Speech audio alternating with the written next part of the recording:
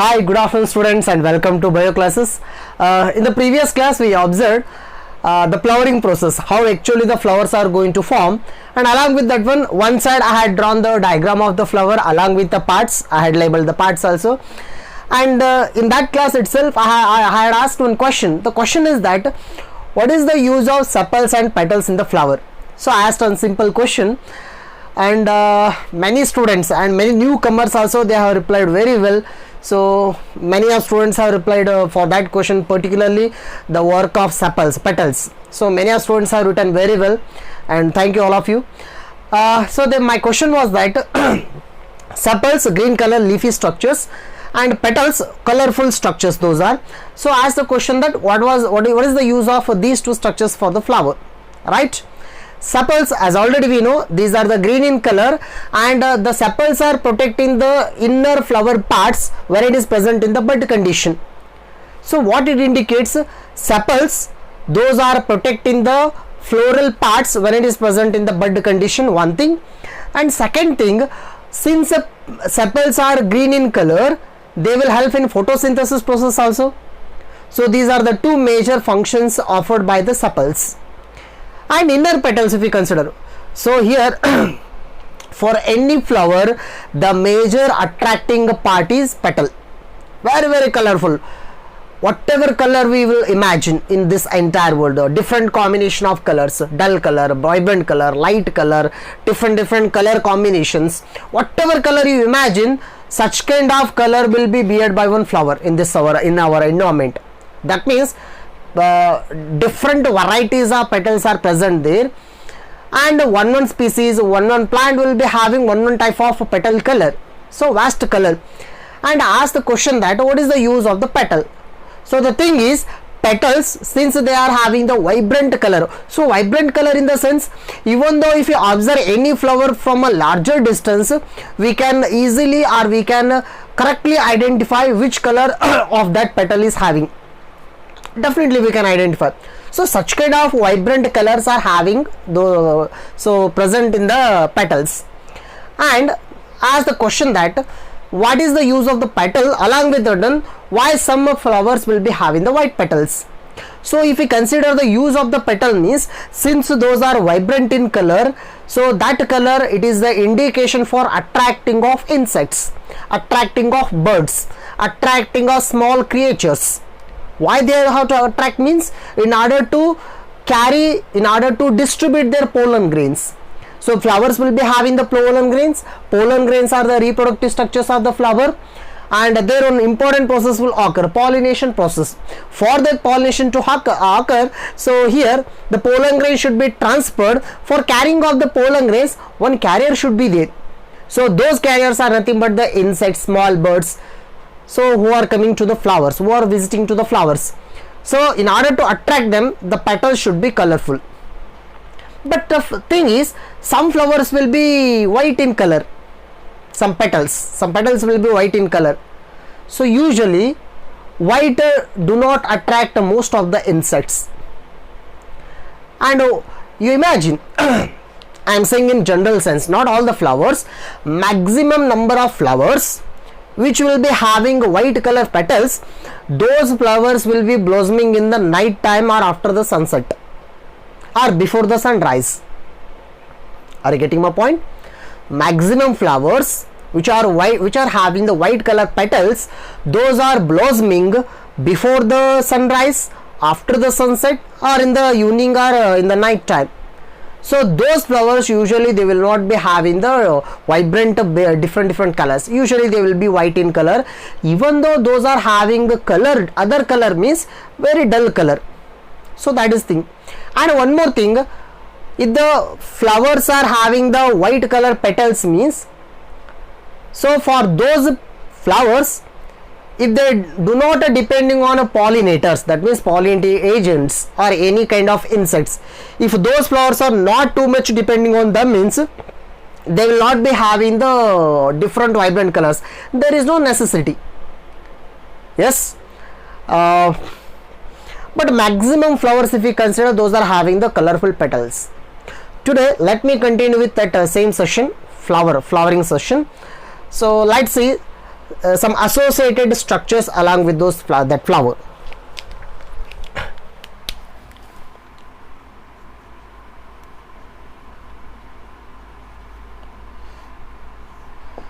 So in the last class itself I told you flowers are majorly made up of 4 whorls.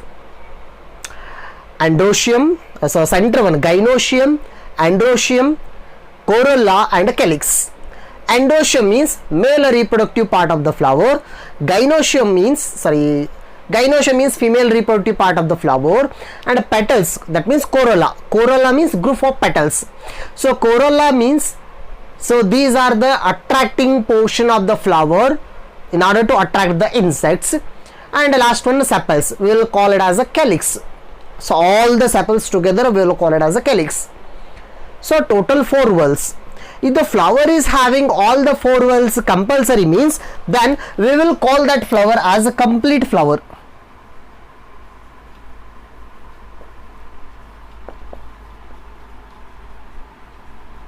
So we will refer it as a complete flower. Complete flower means it must be having all these 4 parts compulsory.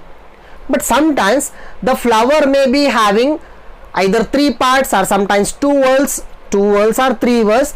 So one of the whorl may be missing there. Such kind of flowers we will refer them as incomplete flowers.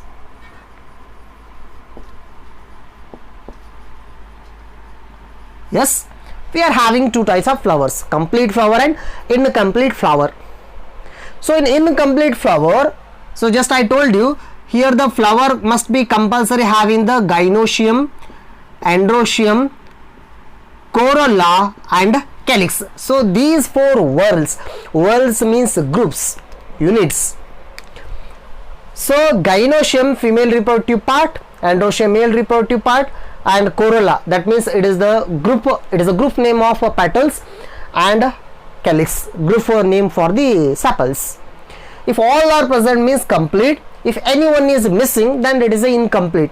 Usually in the incomplete flower we are going to observe 2 types of flowers. So for example, staminate flower and another one is pistillate flower, right? Staminate flower and pistillate flower. Here staminate flower means, the name itself suggests stamen. Stamen means it is the part of androecium. Stamen. So androecium in the sense it is the male reproductive part. Pistil, it is the part of the gynoecium or gynoecium. Another name for gynoecium is pistil. So pistil means it is a gynoecium. Gynoecium is female reproductive part. So what I am telling you is, some flowers will be having only androecium, no gynoecium. Some flowers will be having only gynoecium, no androecium, right? Just like human beings. In a human beings we are dimorphic actually. That means male body is separate, female body is separate. In the male body, male reproductive structure is present, not female reproductive structure. In the female body, female reproductive structure is present, not the male reproductive structure. In the same way, in the flower also, male reproductive structure only present, or sometimes in the flower there may be only female reproductive structure. But thing is, maximum flowers will be having both the reproductive structure. If both the reproductive structures are present means, then we will call that a flower as bisexual flower. The flower is bisexual. For the bisexual, we will write the symbol like this. Actually this is the indication of male, this is the indication of females. That means flower is bisexual. That means having both androecium and gynoecium. Then bisexual flowers are the usually complete flowers, usually. Why? Because those are having androecium and gynoecium. But if anyone is missing means again that is incomplete. And if only stamen is present, or if only pistil is present, if only stamen means staminate flower, if only pistil present means pistillate flower, then those flowers will refer them as unisexual flower. So unisexual means either it may be male or female separately. For bisexual flower, if we consider almost all flowers, maximum flowers, say for example hibiscus. Hibiscus is example for bisexual flower. For unisexual, if we consider papaya, the flower of papaya, their male flower is separate and female flower is separate. Or in case of corn, popcorn, corn. So in corn plant also male flower is separate and female flower is separate. Then such kind of flowers will refer them as unisexual flowers, right? And here, so as already we know, the gynoecium and androecium, these are the reproductive whorls. Why? Because those units will help in the direct reproduction process. But these two, corolla and calyx, that means petals and sepals, those are not directly involved in the reproduction process. But thing is, they may help reproduction process indirectly. So these are the non-reproductive whorls or accessory whorls. But these must be compulsory. But here, depending on the nature of gynoecium units and androecium units, we will use different terms in case of the flowers. Let me tell you.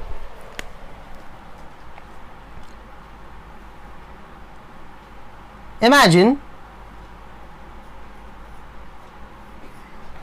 so this is the flower portion, and above, actually this is the thalamus. This portion is thalamus. Thalamus means when we observe flower will be having different parts, so many petals, so many sepals, gynoecium, androecium, all the parts bottom attached to one portion. So that portion I have drawn here. This is the thalamus, right?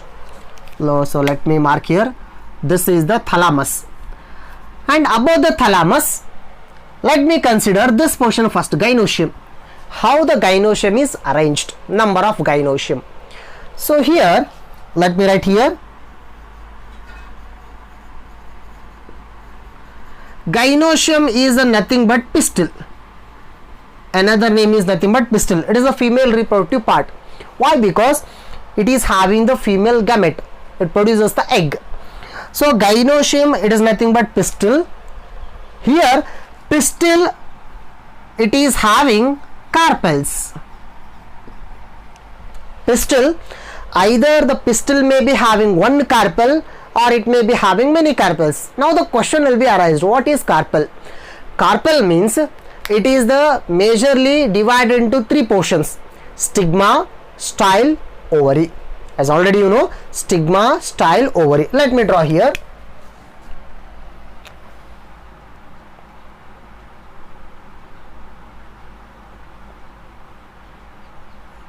Yes. So here I have drawn only gynoecium.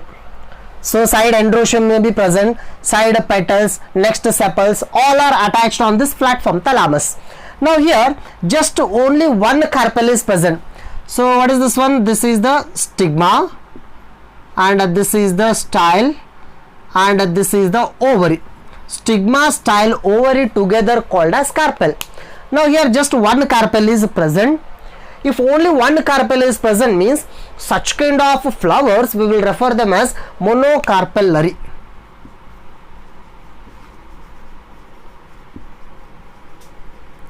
So the flower is monocarpellary. Mono means single, single carpel it is having.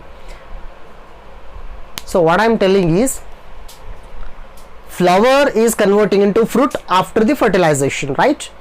That means one flower produces just one fruit. One flower produces just one fruit. That means that flower on its thalamus it is having just one carpel. That means carpel, it shows the fruit. It's a future fruit. It is converting into the future fruit. But actually ovary is converting into the fruit. Inside the ovary ovules are present. Those ovules are converting into seeds. So this is the thing actually. But here right now one carpel is present. It is a monocarpellary. Say for example mango.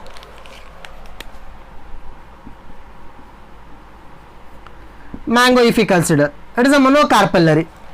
You observe just we will get a one mango separately, not grouped together. Even if you cut the mango means there will be no divisions. It is a monocarpellary just. But sometimes the situation may be like this.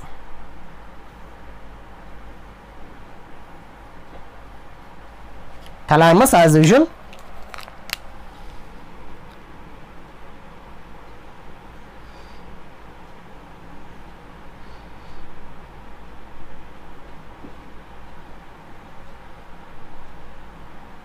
Yes.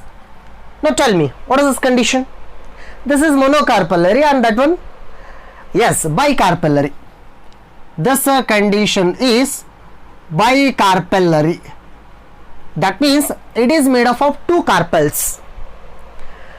Now, two carpels present on one thalamus. In the same way, three carpels may be present on one thalamus. Tricarpellary, tetracarpellary, pentacarpellary, hexacarpellary, polycarpellary. So polycarpellary means many number of carpels present on one thalamus.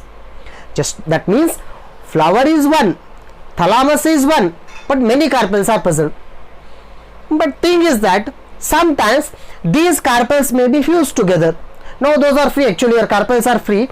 If I remove one carpel outside means one carpel will be present on the thalamus as it is. But in some cases these thalamus may be fused together, they may be mixed together, we cannot separate them. So for example, let me draw here.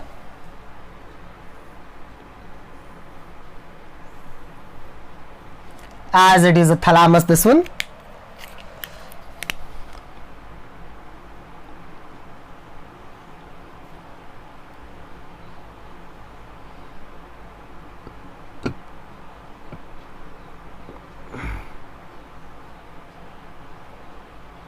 Yes, imagine here also two carpels, there also two carpels, but the thing is that now here both the carpels have been fused here, right? Now my question is that here after the fertilization, if we consider the fruit here and fruit there, here fruit it will be having two divisions clearly. That means if you remove one division of the fruit means another portion will be remained there only. We can easily separate that. But in case of this kind of fruit, we cannot separate it. Why? Because carpels are fused together. So this is also bicarpellary. This is also bicarpellary. But the difference is this is apocarpus and that is syncarpus. Right? Let me write here. The first condition is apocarpus or apocarpellary, and the second one is syncarpus. Syn means fused, mixed together. So apo means free. Here carpels are free, here carpels are mixed together. Apocarpellary, syncarpellary. Say for example, in the syncarpellary, if you consider the best example is a tomato. So this is example for tomato. Just imagine if you cut the tomato, say for example,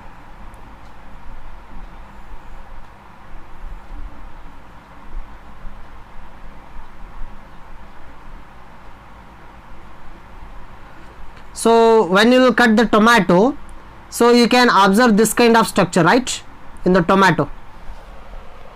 So what it indicates here, two carpels are present. Now I am showing not the flower, this is the fruit. Fruit has been already converted into flower. In the flower we can see the two carpels, but the two carpels are mixed together, fused together. Why? Because ovaries of both the carpels are fused together. If the ovaries are fused together means, what is that ovary? Ovary is nothing but the future fruit. If the ovaries are fused together means we will get the fused form of fruit there. That means we cannot separate the carpels. Even brinjal also like that only. So how we can define this condition? Bicarpellary. Why? Because two carpels are present. Bicarpellary, syncarpus. The condition how we have to read means bicarpellary, syncarpus, tricarpellary, syncarpus, tetracarpellary, syncarpus. Or if those are free means, say here bicarpellary, apocarpus, tricarpellary, apocarpus. So they may be different here. Now let me give one more example. if we consider the sunflower,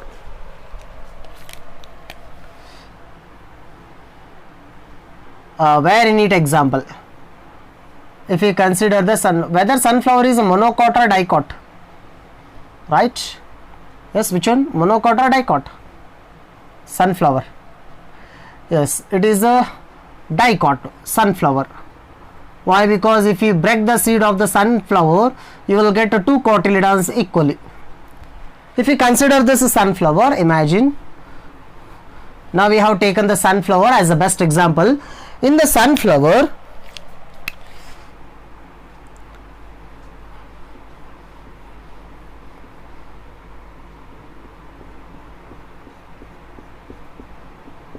yes. Now, how many flowers are present here? The sunflower. So bigger one, big flower is there here. And if you observe the central part, so that central part, when we will hold it, so it is a disc shaped structure like this, disc shaped structure, right? On the disc shaped structure means actually that is thalamus. Here the portion is thalamus, just one thalamus is present. So imagine this is the stick. So here the thalamus is present. Above the thalamus we can see the edible portion. Edible portion means we will observe the seeds. So actually if I take one seed outside, yes, the seed will be like this. This is one seed, sunflower seed. But now tell me whether that is seed or fruit, that portion which is in black color. Actually this is fruit. This is not a seed, actually this is fruit. If I take just one, so that is actually fruit. How we can say fruit means, see, imagine, we will take that one that is a black in color, right? And if you break that black colored coat means, actually that is a coat. If you break that one means inside seed is there and seed color is white, right? If the seed is white means what is that surrounding a black coat? So that is nothing but fruit. Now tell me how many fruits are present in this flower? Just whether one fruit or many fruits? Many fruits. Many fruit means just already I told you one carpel converting into one fruit here. But here many hundreds together such kind of fruits are present. So what it indicates? This is multicarpellary.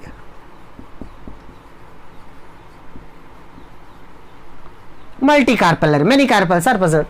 Now tell me, I will take one fruit outside, one black color, that small fruit I will take outside. After taking one fruit, whether all fruits will be attached there only or they will also come along with that fruit? No. If I take one fruit means remaining fruits will be as it is on that thalamus without a disturbance. So what it indicates, all the fruits are free. They are not attached one to another one. All fruits are free. Then what is this condition? Apocarpus.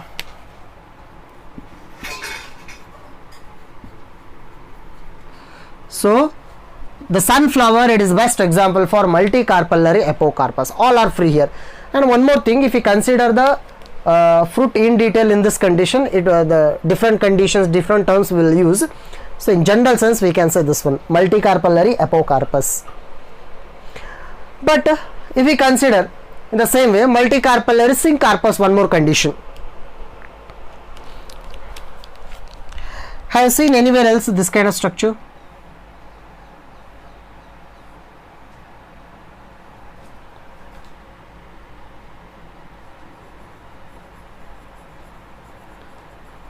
So this is also one vegetable what I am drawing right now here.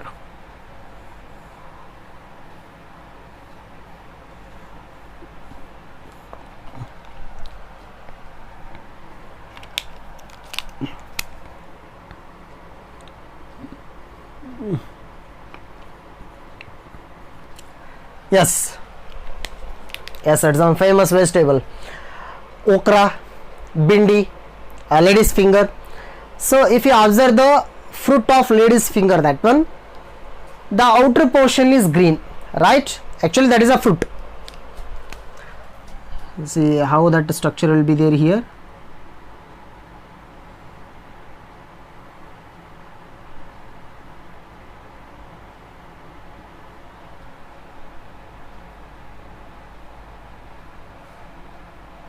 Yes, if we consider the okra, so in the okra bindi, if we cut this one, actually this is one fruit, the total is one fruit. If we cut that one, so in the transverse section we will observe this kind of structure here, and inside we will observe 1 2 3 4 5, we can see the 5 chambers separately, right? And in one chamber we will observe white color seeds actually, right? We will observe the seed. Now let me consider, so here I am going to mark this one portion is one ovary, this is one ovary, next ovary, next ovary. So here many ovaries are fused together, and if I consider one ovary means that is nothing but one carpel. So here many carpels are fused together, and how can I consider this one as ovary? Means it is having one particular boundary and inside it is having the ovals seeds. So what it indicates here, many ovals have been joined here, sorry, many ovaries have been joined here, but thing is, if I want to take one ovary separately means I cannot take, or else I cannot take one ovary as it is separately. Why? Because so here ovaries have been mixed with other ovaries, fused together, but ovaries are many. Then what this condition is? Multicarpellary syncarpous.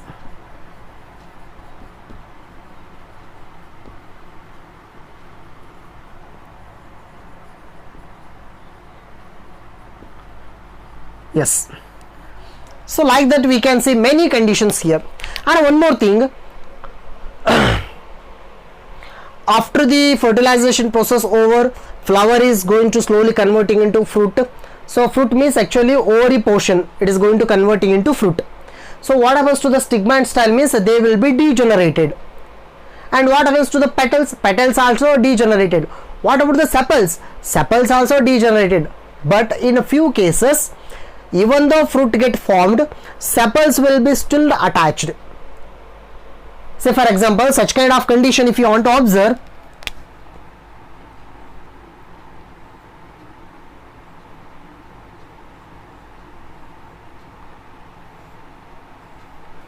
yes, what I have drawn here, yes, if we consider brinjal, in the brinjal, so this is the ovary portion and this is the thalamus part, sorry, this is the pedicel and this is the thalamus portion, and here green color structure is still attached. That means sepals are still attached, not only in brinjal, in case of chili also, or here only I don't. So these are the sepals still present in the case of chili also.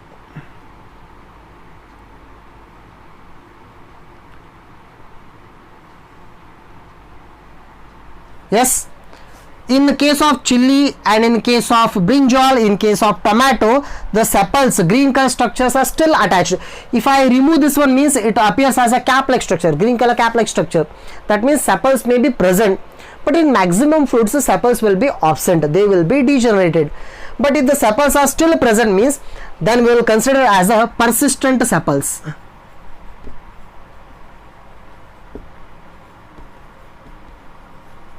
So this is the thing actually, and like that we can, and one more thing, I am just giving a small brief introduction for these terms actually, regarding the flower, regarding the parts, regarding their position, regarding their numbers, regarding their free or attached conditions, we can see many lot of terms here. So these are the few things. Just imagine one small homework, very interesting one, right? In your kitchen, vegetables will be there, many vegetables will be there. I just already explained a few things.